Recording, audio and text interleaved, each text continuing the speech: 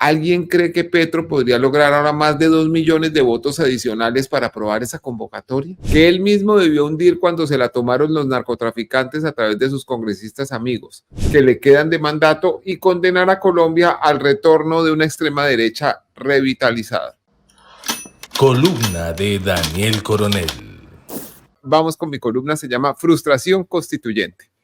El presidente Gustavo Petro, que no pudo lograr los votos necesarios en el Congreso para hacer una reforma a la salud, ahora piensa que los conseguirá para aprobar la convocatoria de una Asamblea Nacional Constituyente. La propuesta de Petro no solamente es inviable en términos políticos, sino que puede anular los 2 años y 4 meses que le quedan de mandato y condenar a Colombia al retorno de una extrema derecha revitalizada. La Constitución de 1991, de la que Gustavo Petro se declara defensor, establece 3 vías para reformarlas: el Congreso, la Asamblea Constituyente o el referendo. Esa misma Constitución ordena que una constituyente, como la propuesta por el presidente Petro al calor de los efímeros aplausos de este viernes en Cali, empiece con la aprobación de una ley convocante votada por la mayoría del Senado y la Cámara. Las mismas mayorías que Petro tuvo al principio de su mandato, pero que se evaporaron por cuenta de la falta de interlocución con el mandatario. Supongamos, en gracia de discusión, lo imposible, que el presidente Gustavo Petro logra la mayoría en las 2 cámaras para aprobar la ley que cita al pueblo a votar por el sí o por el no a la Asamblea Constituyente. Ese sería apenas el primer paso. La Constitución ordena que la Asamblea pueda ser citada si la ley que la promueve es votada afirmativamente por la tercera parte de los ciudadanos que componen el censo electoral. A la fecha, el censo electoral está compuesto por 40.292.068 votantes potenciales. Es decir, la tercera parte necesaria para la aprobación de la constituyente es de 13.430.689. En 2022, Gustavo Petro fue elegido presidente por 11.291.987 electores. Esa votación no estuvo compuesta únicamente por seguidores convencidos del hoy mandatario. Muchos votaron por él para evitar la elección del corrupto Rodolfo Hernández o la extensión del dominio uribista.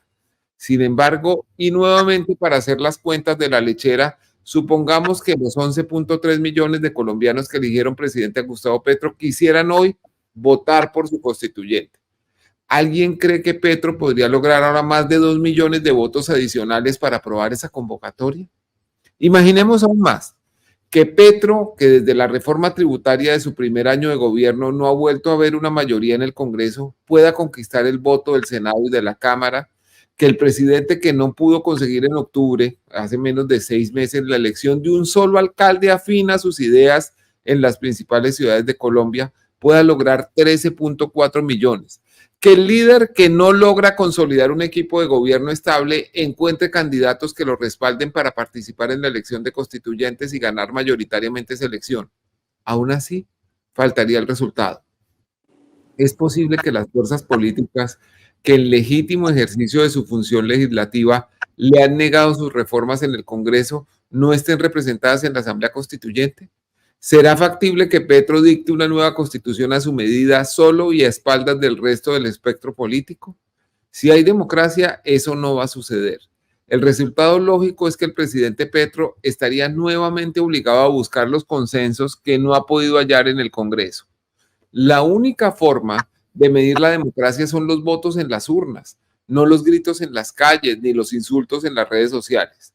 La historia de las consultas al constituyente primario colombiano solo registran un resultado relativamente feliz: el de 1991, cuando por un acuerdo que implicó a múltiples fuerzas políticas, un decreto de estado de sitio y la interpretación tanto forzada de la Corte Suprema de la época sobre la soberanía popular, se convocó la Asamblea que modificó la Constitución para convertirla en una norma más garantista.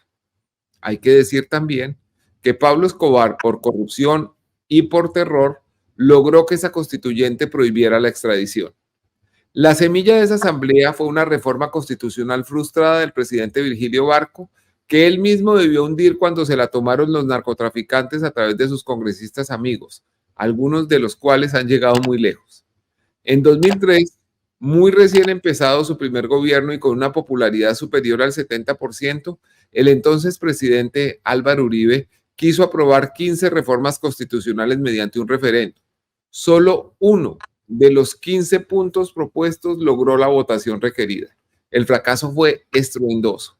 En 2016, el presidente de la época, Juan Manuel Santos, buscó refrendar por plebiscito el acuerdo de paz con las FARC.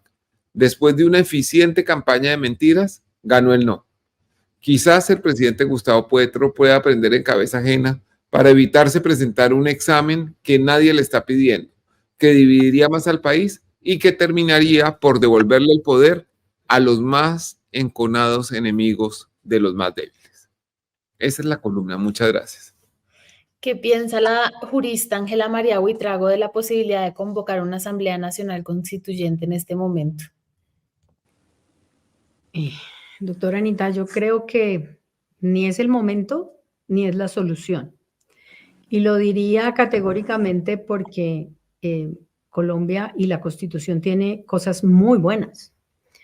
Lo que pasa es que vuelvo a lo mismo. Las personas son las que hacen que no funcionen las cosas.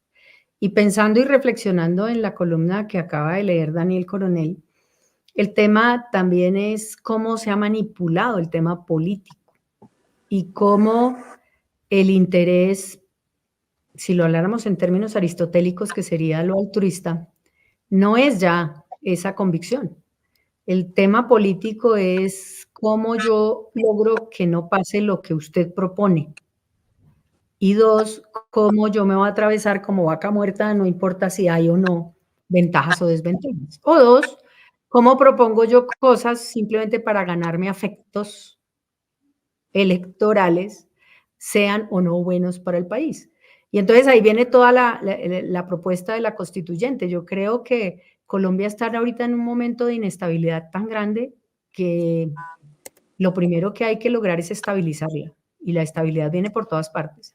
Viene por entender que hay mayor flujo de pobreza, mayor flujo de migración que trae prácticas y trae métodos que están cambiando la cultura colombiana, que generan sin lugar a dudas también necesidades. Tres, que hay necesidad de entender que el país es uno de los países más pobres del mundo y sobre esos supuestos también no es arreciar un discurso en contra de las personas que puedan tener o de las que puedan no tener. Yo creo que esto también es un enfoque equivocado. Uno no puede hablar contra un sistema que ha funcionado durante tantos años, pero sí puede buscar equilibrios importantes sin necesidad de atacar a las otras personas. Y entonces aquí se ha vuelto el de los bandos, ¿no? Y esto no lo arregla la constituyente. Esto es un problema social. Esto es un problema que está surgiendo de la base y que hay muchísima gente que tiene la difícil realidad de tener que sobrevivir día a día en un país con tantas diferencias, tanta discriminación, tanta estratificación. Y dos, que además apela a modelos que no tiene tampoco ninguna lógica que permita que esto se cambie. Esto no lo arregla la constituyente. El acceso a la salud, el acceso a la educación, el acceso al agua, el acceso a vivir y a sobrevivir en un país como el nuestro no lo arregla la constituyente. Miren que la constitución nuestra tiene derechos hermosísimos, pero no se han aplicado.